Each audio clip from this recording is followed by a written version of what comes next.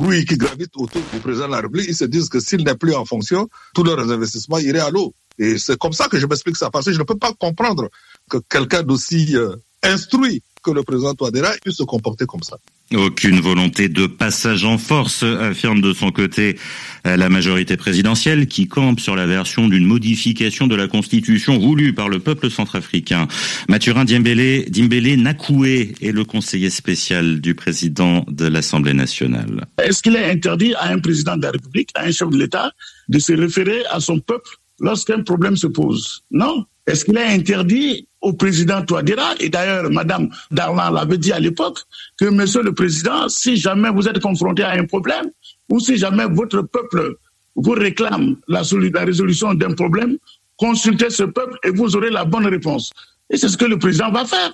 Le peuple réclame une nouvelle constitution et le président a l'obligation de répondre à ce peuple. Et je voudrais également vous dire que ce n'est pas seulement que les partisans du président, c'est tout le peuple centrafricain. Arrêtons de dire que non, c'est les partisans de Touadéra, tout et tout. Non, c'est le peuple centrafricain qui le veut. C'est le peuple centrafricain qui fait cette réclamation, madame. Mais je vous ai dit, attendons 2025, nous sommes loin de 2025. C'est en ce moment-là que le parti du président Touadéra, que le président Touadéra lui-même, nous dirons si oui ou non, il veut briguer un mandat.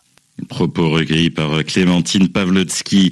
À Bangui, toujours un ancien général de l'ex-Séléka devant la Cour pénale spéciale de Centrafrique. Abdelkader Khalil a été interrogé hier par les juges de la CPS en première comparution. Son interpellation remonte à dimanche. Il était visé par un mandat d'arrêt depuis le 22 mars dernier. Abdelkader Khalil a été inculpé de crimes contre l'humanité et de crimes de guerre. La CPS le soupçonne entre autres de meurtre, de pratiques massives et systématiques d'exécution sommaire, d'actes inhumains ou encore de traitements cruels tels que la torture ou des mutilations. La réplique